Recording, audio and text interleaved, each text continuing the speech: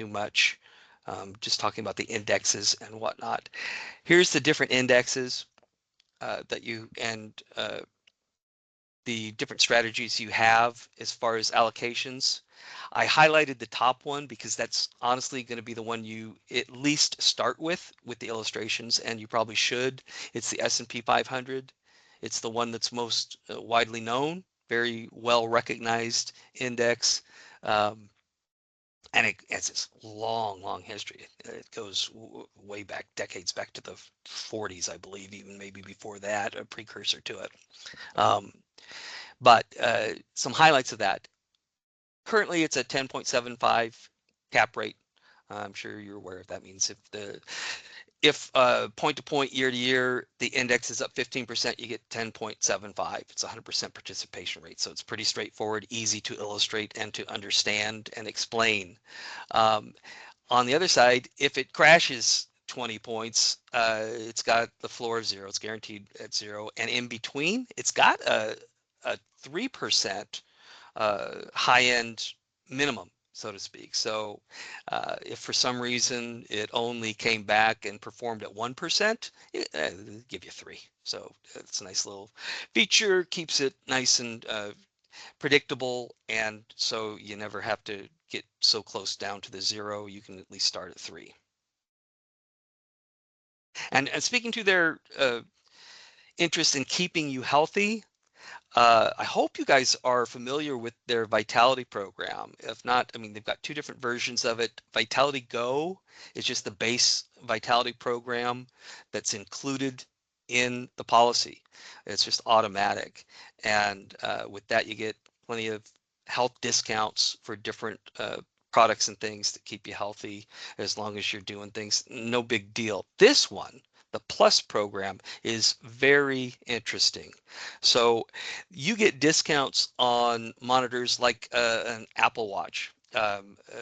You can do things where it will monitor your steps every day and your heart rate. And if you do healthy things like you go to the doctor annually and get your checkup and all kinds of things like that, you get points. And those points put you into a particular category. If you're in the highest category, their platinum category on the Plus program, it also gets you significant discounts on your premiums. And the most recent one I did, I tried it 2 different ways. One with Vitality Plus program and somebody qualifying for their platinum level. And there was a 15% discount on that one for the premiums. So it works out very well, keeps you on your toes, keeps you healthy, and it's a good thing. They charge you $4. That 15% savings that I just mentioned that includes the $4 per month. It's well worth it. Very innovative. I don't know of any other carrier that offers such a thing. Very cool stuff. The other thing over here highlighted, the estate preservation rider, no cost. It's in there, and it's in the first 4 years of the policy. It increases the death benefit, and literally will double it in the first 3-4 years, and that's to cover that 3-year rule. So if you have a policy such as this and you change ownership on it, then it could be drawn back into your estate and it could be taxed. So that's what you're trying to avoid.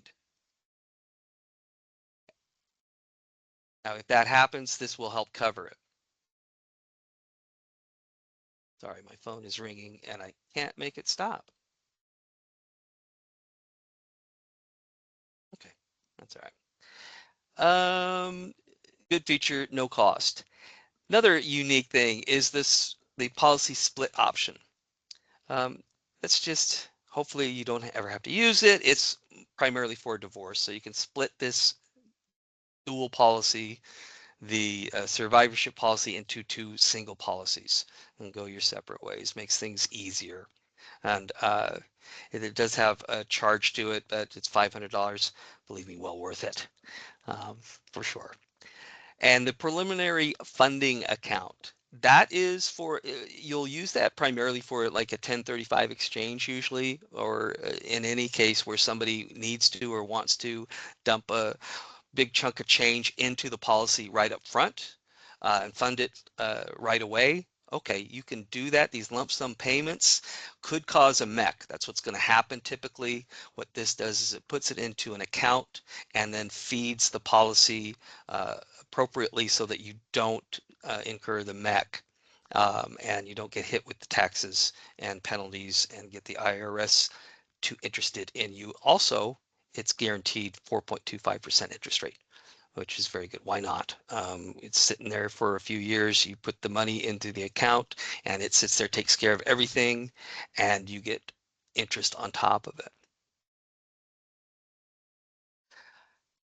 Values, fees, and charges. Again, it's just going over, hey, withdrawals, what happens if you take withdrawal? Don't do that. Do policy loans. You want to make sure that anything you take out doesn't affect the policy too much and you're getting things tax-free. This is in the background of stuff. Index performance charges and cost of insurance charges, those are all built in. The premium takes care of these things, and it'll be illustrated for those that are in any indices that might have a performance charge. And so that's really it. These are people, like I say, you want to be in front of, you want to be talking to, you want to be getting referrals from, and if you can do that, you'll be landing some big cases, pretty specific stuff oftentimes, but this is a very good go-to for when those people sit down at your desk.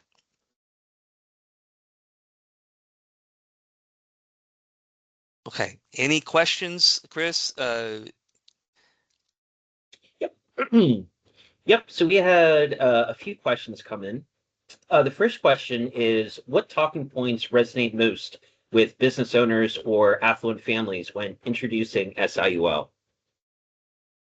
What I would say is the protection in the tax implications.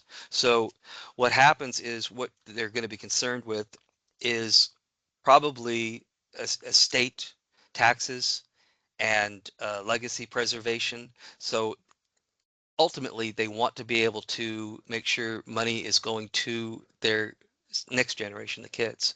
So transfer of wealth of the estate to the spouse is not going to be taxed. So not a huge concern. So what this does is it saves them money for the policies, and then second to die, uh, the surviving spouse at the end of the whole thing passes away. So the estate then goes to the children. Now it's subject to estate taxes.